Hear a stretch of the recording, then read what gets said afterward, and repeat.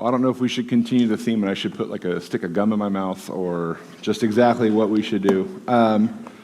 But something I wanted to share, once I can, there we go, now we're open, is as a church, there's lots of different things that we do we want the whole world to know that, Jesus is real, Jesus is God. And so some of the ways that we do that locally, we have different groups and we call them love your neighbor. Jesus used those words, we should use the same words. And so one of those is we have Conejo Valley High School, where we've just chosen that school just about an hour away. A mile away. And we just want to show up and say, how can we help? How can we help? How can we help? Time and time again.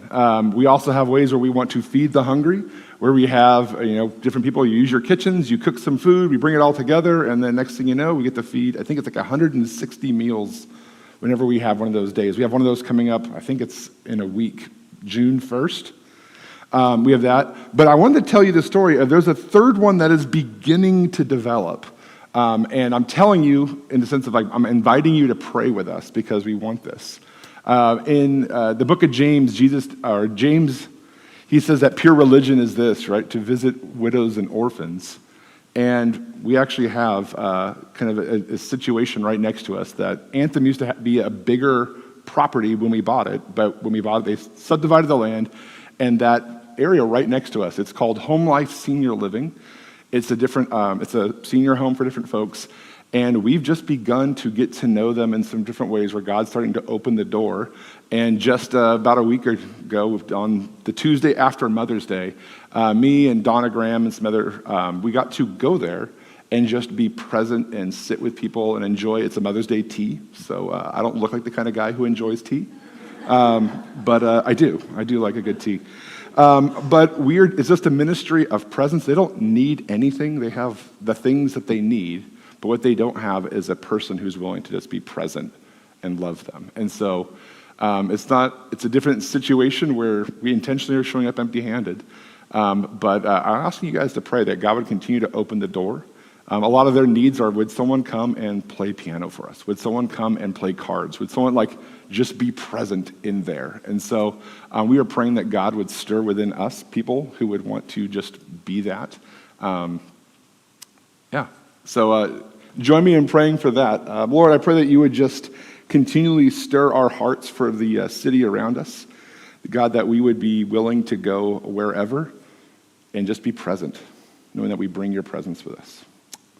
Amen. So I wanted to start off by sharing a little bit of a story where the last few years, the weirdest thing has happened, not because of Matt, but I've also become a fan of English soccer. Never saw this coming. I made fun of soccer my whole life, even though I played it. But I started watching this documentary. It's called Welcome to Wrexham, and all of a sudden it's this random Welsh club of a town, Wrexham, I've never even heard of, in North Wales. It's small town, all these things. And somehow this documentary kind of knit my heart to their town. And all of a sudden I start paying attention. And next thing you know, I start becoming a fan, and I start waking up on Saturday mornings to watch matches. They're not games, they're matches. It's not a field, it's a pitch, right? All these different things. And I'm becoming involved, and to the point where I'm also like, hey, online there are these little communities, and I want to chat too on their community and talk about the club. But there's this weird thing because I am forever going to be a Yank, right? I'm an American. I'm not Welsh. I'm not from Wrexham. I'm other.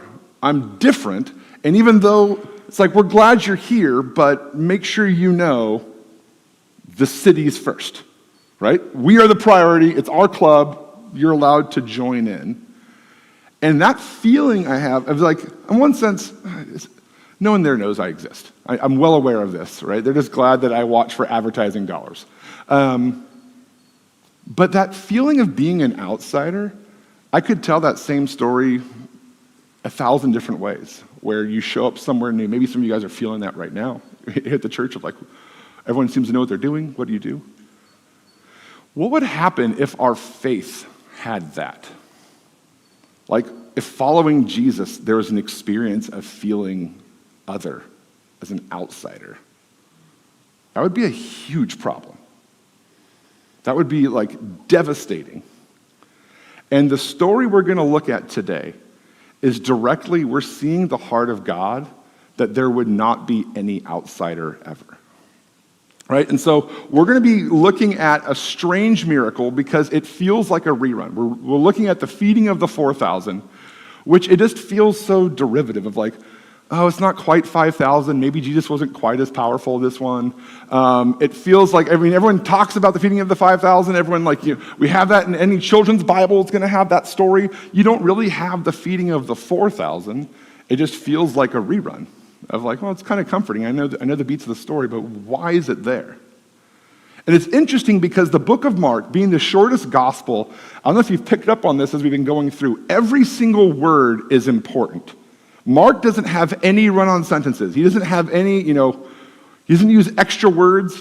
Everything is significant, everything is loaded. And because he would include this second miracle, and we're actually going to see that Jesus goes out of his way to use this miracle to be like a moment of, do you get what's happening?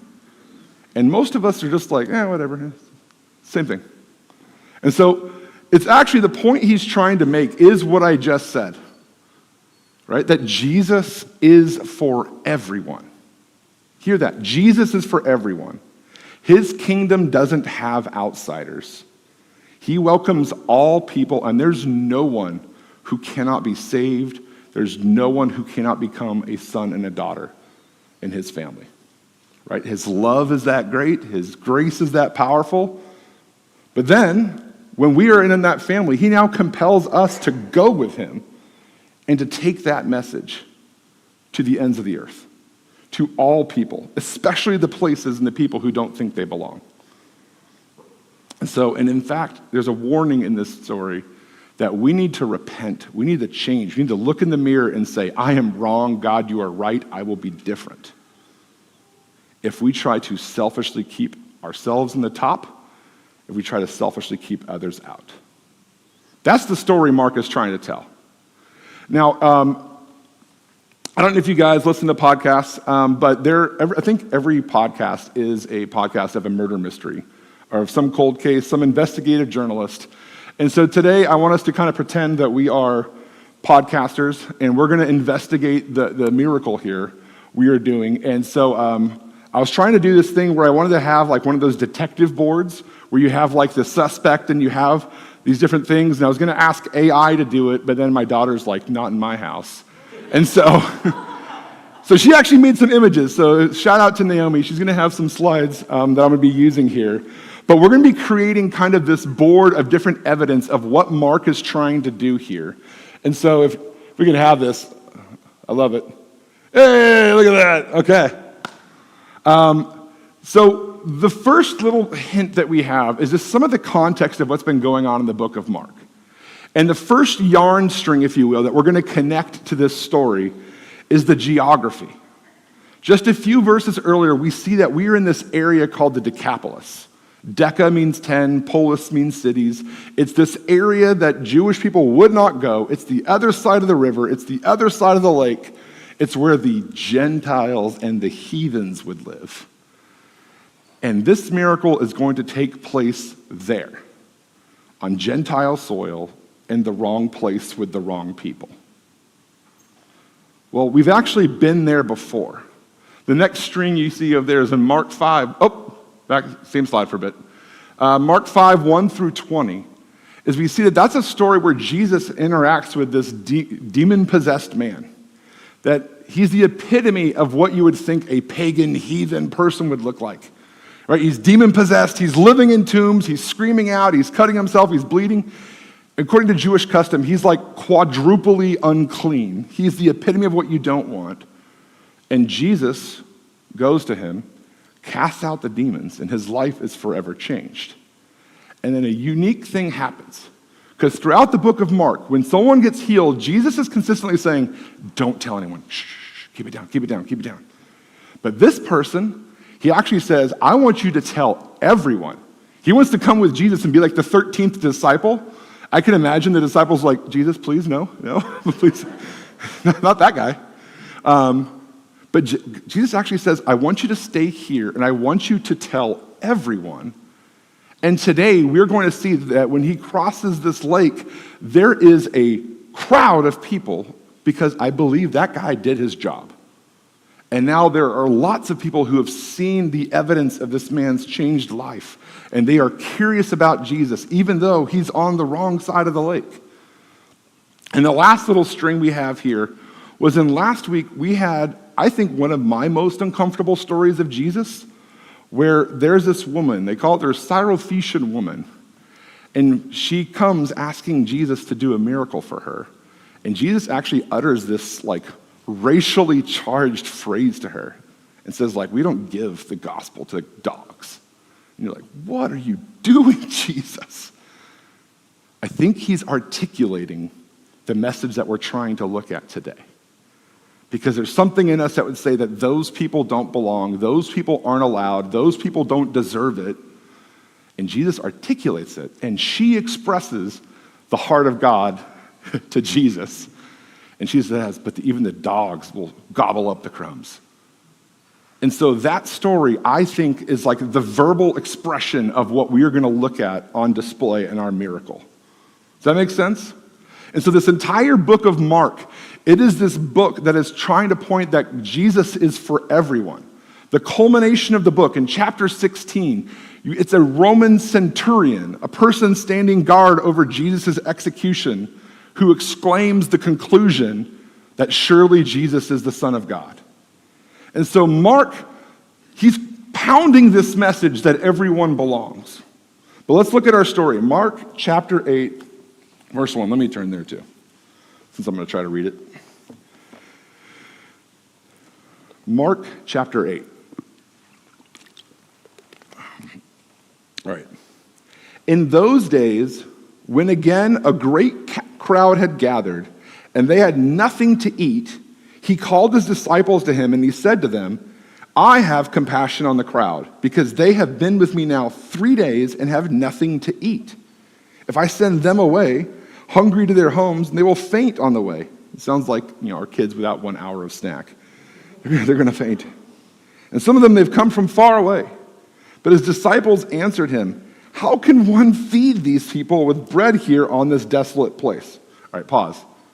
You got to realize how funny this is. Literally, take your Bible and flip a single page, and you're like, oh, there he is feeding 5,000. It's the exact same circumstance. All right. They're like, well, Jesus, what could possibly happen here? And he asked them, well, how many loaves do you have? And they said, 7. And he directed the crowd to sit down on the ground. He took the 7 loaves, and having give thanks, he broke them, and he gave them to his disciples to set before the people. And they set them before the crowd. And they had a few small fish. And having blessed them, he said that there should also be set before them. And they ate and were satisfied. And he took the broken pieces left over, 7 baskets full. That phrase is going to be so important, 7 in baskets. And they were about 4,000 people, and he sent them away. And immediately he got on his boat with his disciples, and he went to the district of Dalmanutha. So this, if you were to compare this to the feeding of the 5,000, beat for beat, it is almost the same story. It feels like a copy and paste job where Jesus would be flagged for plagiarism, of just, you got to tell a new story, man. It's the same exact story. Compassion happens. They only have a few loaves and fish. He gives thanks. They break it. The disciples are the ones who have it in their hand, and they're distributing, and people sit down beat for beat. It is the exact same story. And so what that means is anything that is different in this story is the thing that he's trying to point out. And so I have another, we're gonna increase our investigation board here. And I want you to see some of these details. Because I mentioned 7 baskets. And that word 7, the numbers, I believe, are significant here. Now, not in the Illuminati, the numbers are everything, but some biblical numbers are very significant in their point. In the feeding of the 5,000, you have the point of that miracle is showing that Jesus is the culmination and he is the God from the Torah, right? So in Israel, you have the Exodus, and they go out of Egypt, and in the desert, they have this amazing provision where every day God would send and create bread on the ground. It was called manna. And so God is feeding Israel. He is their provider. He is their sustainer. He provides them bread. In the feeding of the 5,000, you see that Jesus is in the wilderness with Israel. It's the Jewish crowd. And he is the bread in the desert for Israel. And in fact, when they are done, they have 12 baskets left over.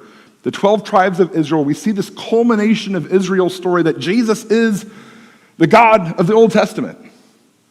In this miracle, the number is 7. That also pushes us way back, but back to the creation. That 7 is this number of perfection, of completion, that in 7 days he made the world. And so with this miracle, you see, it's almost a sense of saying, and now everyone is here. And now the world and the story is being made complete. Everyone's there. The whole world, the Gentiles, those who think they don't belong, do belong. The word basket, this is just interesting because the difference in the stories, if we were reading this in the original language, not in English, our translation, in the feeding of the 5,000, the word basket, it's this word kophinos. It's a Jewish word for a Jewish basket. And in this one, you have this other word, spirus. I don't know. I don't speak Greek. I speak English marginally. But a Jewish basket is a completely different size. It's a completely different basket used. The Greek basket, if you fast forward to the book of Acts, we see that Paul is about to get beaten up and they lower him down outside the city in a basket. That's the spirus one. And so it's a giant human-sized basket that's left over. And so with a different word, we see that this is a miracle that we're supposed to notice that this is a different audience.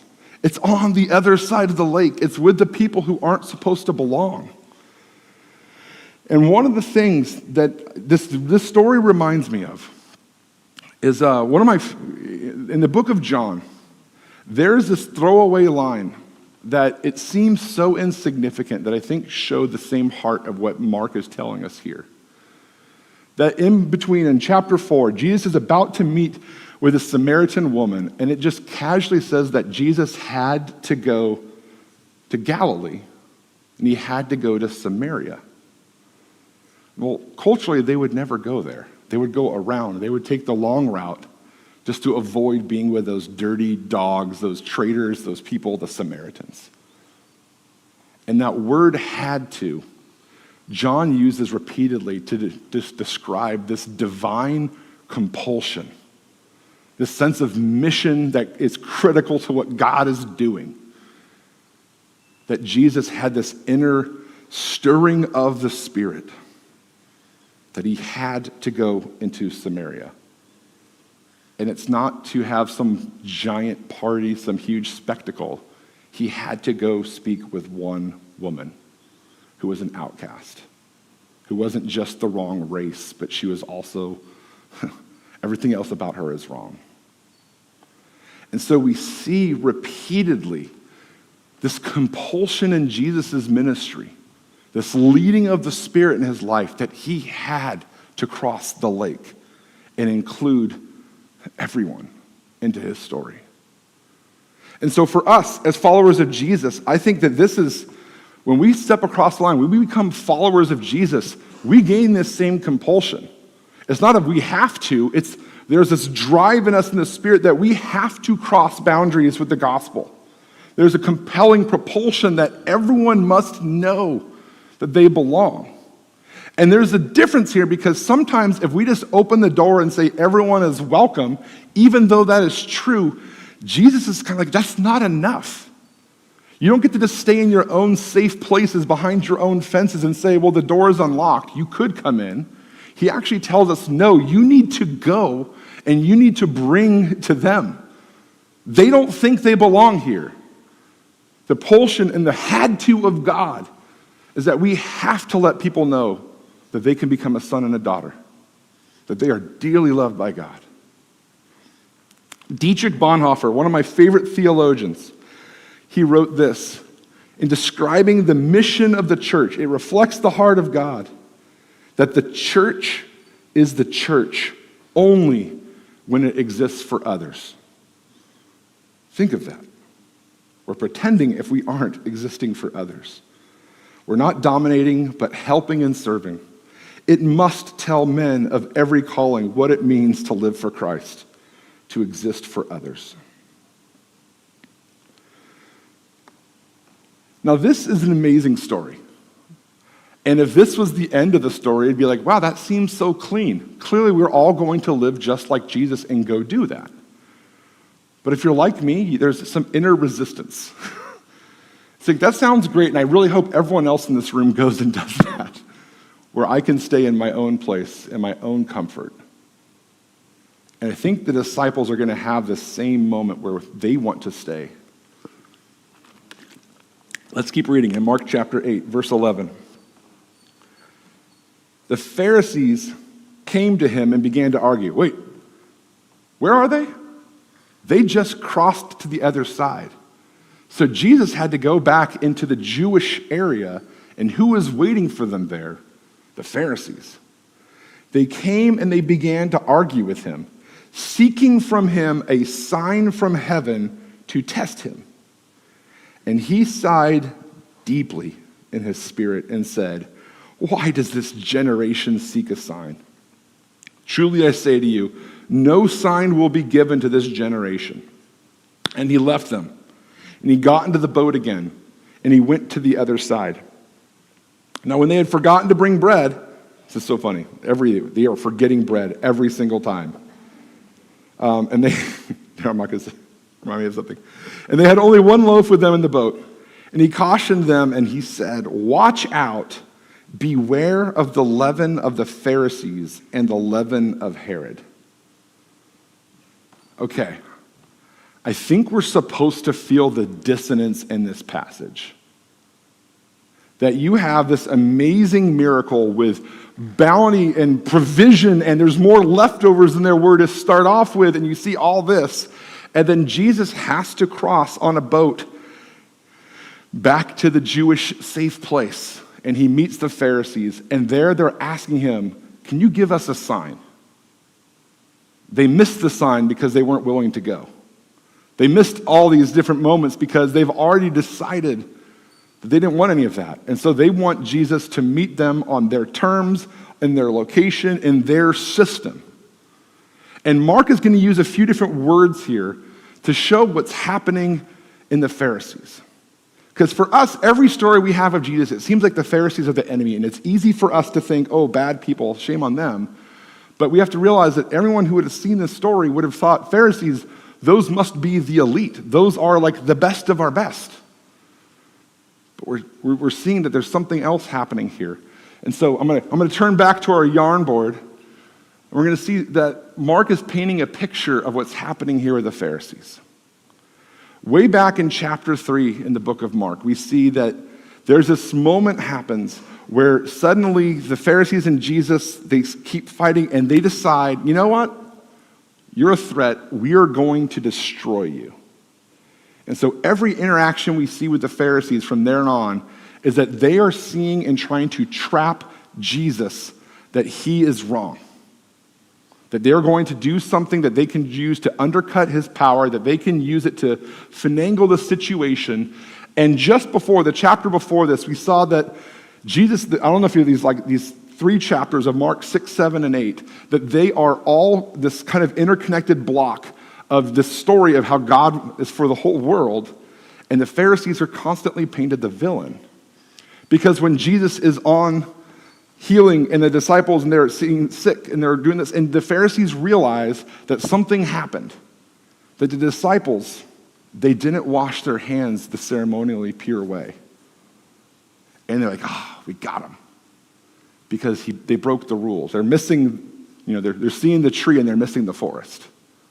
And Jesus points out that the Pharisees, you guys might have ceremonially clean hands, but you have a dirty heart. Your heart is far from God, even though you are cloaked in religion and all the things that appear to be right. The most core thing about you is wrong and sick. And here's how Mark, in this story, he's going to further that, because that word test him, it's the same word that Mark used in chapter 1. That when Jesus is in the wilderness, we see that Satan tests Jesus. In other gospel accounts, we see that Satan even uses scripture to test Jesus, which that's a That'll blow your mind a bit. But he wants us to see that the works of the Pharisees, it's now the effects of that spiritual realm, that they are now operating under the same agenda, the same mindset, the same power of Satan, dressed up as religion. He's tying this together, that this is not just...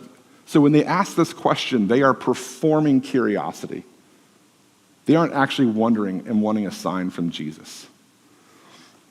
And this word, this sigh, which I sigh all the time because I'm just like, I don't got time for this. But Jesus, when he sighs, Mark is showing us it's like this relief or this moment where his heart is breaking.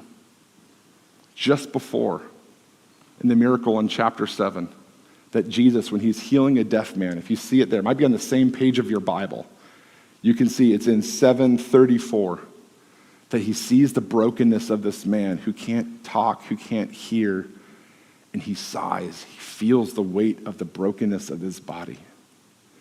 And here, in the face of just disgusting, controlling, religious people whose heart is far from God, he sighs because he sees the brokenness of what has happened and the way it's been shackled. His heart still moves. His heart still breaks. And it's interesting because he warns them. They hop on the boat and they're going to be going back again to a place that they're not supposed to go, right? The wrong side of the lake, if you will. And the disciples, they quickly start to run into the same problem. They have a single loaf. They didn't pack snacks, right? It's like, you should have prepared before we left the house. I told you, right? And they're worried that they don't have enough bread. And Jesus, it seems like he is completely overreacting here. Because he's like, be careful of the leaven of the Pharisees. It's like, dude, we just forgot bread, man. Like, why are you rebuking us with this huge warning? But there's a slippery slope that the disciples are in danger of falling into that is as dangerous as the fact that the Pharisees have Satan at work through them in their testing of Jesus. Because all of a sudden, they're moving to see the world through these earthly eyes. And suddenly they're starting to think that it's all about them. And the leaven of the Pharisees is this main character syndrome in our faith. The self-centeredness that would use our faith to try to keep people out. That would use our faith to try to keep ourselves looking like we're the best. The slippery slope is the disciples, by just thinking that it's about you and it's about if you brought bread, Jesus is like, you're on that same path. Be careful. And the leaven they have then is yeast, right? They don't have Trader Joe's. You can't go buy the pack of yeast and put it in the bread maker and 3 hours later, poof, you have banana bread. I don't know. They have to take those starter loaves and they have to spread it and they have to take a little tear off, and then as it works through the loaf, that different yeast will work and eat all the sugars and transform, and it fills it. And he's saying the slippery slope of how this kind of devolves of self-centeredness, all of a sudden it starts to infect your entire life. And that we can look down at the Pharisees and think, what idiots. They're actually representing Satan right now. And Jesus looks at his disciples and it exists in just your worry and concern that this is about you. And so this leaven of the Pharisees, I think we have to be careful because it is inside of all of us. That it is a slippery slope for me to start thinking about life my way, through my terms, through what makes me comfortable. What's a good church? Well, it depends on if it makes me feel a certain way. What are the things I should do? What's a good day? Did I have happiness today? And we apply that to our faith, and next thing you know, we start having things, and we start to create systems of who's righteous, who's unrighteous, who are the good people, who are the bad people, and it has nothing to do with the heart of God. And in fact, sometimes it can oppose the very heart of God. And Jesus is saying, it starts right there with you worried about bread. And you're like, what? It's like, be careful. It shows up so subtle. It's not loud. Sometimes it's just elevating my comfort to be the driving force of my life and saying, and that's clearly what Christianity is going to be a part of. It's like, it doesn't work that way. You know, I was mentioning earlier some of the different ways that we have our love your neighbor things of different places we go. I'm actually in charge of that. And want to know a secret? I am uncomfortable every single time. Every single time. We go to Canal Valley High School. I think it's incredible. I was a youth pastor for 15 years. I went to high school. I too went to high school. I go on a high school campus, and all of a sudden, it's like I'm back there. And I'm like, I care deeply what these 16-year-olds think of me. I'm like, what is wrong with me? I'm an adult. I'm a man. And like this little kid is like, it's unsettling. It makes me, what are we going to do? It's so easy for me to assume that clearly someone else should have this mission. Clearly someone else is supposed to do that. Maybe some other high schoolers are supposed to go there. Not me. It's easy. That Mother's Day tea, it's really weird to sit with people, and some of them are nonverbal, and they are deeply loved by God, and it's uncomfortable for me to sit down not knowing what to do because I don't have notes in front of me of what to say. And Jesus invites us, go. They need to know what I think of them, that I love them. And when we do that, we live a life that demands why. Right? There's the verse of always be ready to give a reason for the hope that is in you. They're not going to know you have hope if they don't see you. And they're not going to see you if we're hiding behind our walls of what is safe and comfortable and what is my life. And so the gospel, the good news of Jesus, it propels us and it pushes us to go. Now, I realize that I've talked a lot about the gospel, but I've not actually said what the gospel is, and I would be remiss if we did not do that. Because in the book of Mark, he does not include this. Jesus tells the Pharisees, I'm not going to give you a sign. But we have the same interaction in some other gospels, and actually we find out that Jesus at one point, he told the Pharisees, I'm going to give you a sign. In Matthew 12, he says, no sign will be given except the sign of the prophet Jonah. For just as Jonah was 3 days and 3 nights in the belly of the great fish, so will the Son of Man be 3 days and 3 nights in the heart of the earth. See, they're looking for, how do we know you have any authority, Jesus? How do we know that you're someone that we should look to? And Jesus, he says, the sign I have ultimately is the cross and an empty tomb. That we see that Jesus would give of his life, he would die, and he came back to life. He was raised from the dead. And so the sign of his authority is that he defeated death. He takes and defeats sin for all of us. And the fundamental center of our faith is that Jesus is God and he has defeated the grave. There is an empty tomb at the heart of our faith. And so when Jesus, if we're wondering, does he have the authority? He's like, well, I actually died in your place. I was risen and I defeated death for you. And the gospel, the good news is that you and I don't have to fear death because we can now be with God. It's not just so our legal record is wiped clean. It's that we can now be with God forever. And that it relates to us like a father. That is some really good news. And this propulsion is that we must tell everyone. And the reason why this miracle is on the wrong side of the lake is because it doesn't matter if you were born in the right condition, if you were raised by the right people, if you had the right job. All those can be wrong. And he says, you belong. I want you. In fact, I'm going out of my way to find you.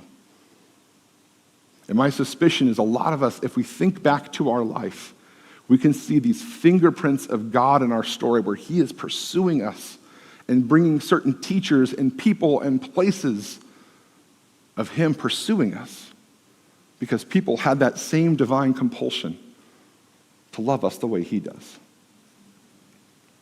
And so the sign that he is God, the sign that he is the way, the truth, and the life, that no one comes to the Father but through him, it's the empty grave. Jesus is risen. And so the Pharisees, it's interesting because the gospel is actually available to Pharisees. That's really good news for me. I grew up in the church context. My tendency is to become very religious.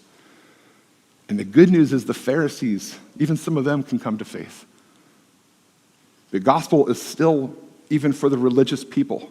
But the way we enter, it's very hard because you can't be self-centered.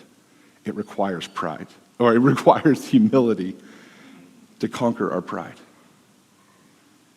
He says if you will humble yourself, right? It's actually Jesus at the right time. He will exalt you up. But we humble ourselves by saying, I am not the center of the universe. You are, Jesus. My family, my life, my stuff, my things, even my job, it's actually not for me, it's for you. And so it requires humility to enter in. But it is so worth it. There's so much joy. There's so much excitement. Can you imagine what it would be like to be with Jesus on that boat? Right? Just earlier, he calmed the storm. Just earlier, he walked on the water. He's been feeding thousands of people left and right. It's like, that's the life that we get to be invited into. There's this adventure of the gospel. In Sri Lanka, I don't know if they pack snacks. They might have a miracle there. But Jesus invites us not just to perform miracles, but to represent him in all places. And so, just thinking as we close, if you guys want to, I see that the band is officially up. It's the sign. It's not the sign of Jonah. It's the sign that my time is up. As we conclude, there's different ways that we like to respond. We see that God initiates and we respond. That's why we have our worship on the back half. We like to sing songs because they are true and we proclaim who he is. We have the prayer team where you can come up and pray with someone. Like maybe there's a moment where you're just like, I need ministry. I need someone to pray for me. We have a prayer team. We have the buckets Ryan pointed out. We have giving. We want to respond to God in worship. But one of the things that we also use, and it's perfect in this miracle that we just looked at, is that Jesus, he's the bread.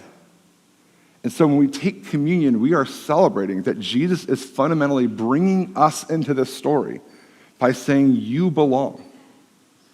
It doesn't matter if you are religious. It doesn't matter if you are an outsider. We are all brought into the story of God. And we are all deeply loved. And so we see the culmination moment where the bread represents his broken body. The juice represents his spilled blood. We see the sacrifice and the price of our belonging. But he gave this willingly and joyfully. And so today I'm actually going to, usually like communion, we like to let you guys just do however you want. But I actually want you today to think of this fact. Imagine yourself in this miracle. Think of all the reasons why you don't belong. And realize Jesus is saying, you do. It is forgiven. It is irrelevant. You belong because he loves you. That's the heart of God. Let me pray. Jesus, I thank you, God, that God, you crossed the lake to bring me in, even from a religious bringing up. God, that you would allow me to be forgiven. So God, I thank you that your love for all people, it just comes through us to the ends of the earth. But God, I thank you that your love doesn't just go through us, it actually comes to us right now in this moment. So God, I pray that you would speak, and that we could hear your voice that draws us to you and says that we are loved. And yes, we need forgiveness. Yes, we need your death. Yes, we need to acknowledge you as God. And it's because we are dearly loved by you and that you want us to be in your family. You want us to be your possession. So it's in your name we pray, Jesus. Amen.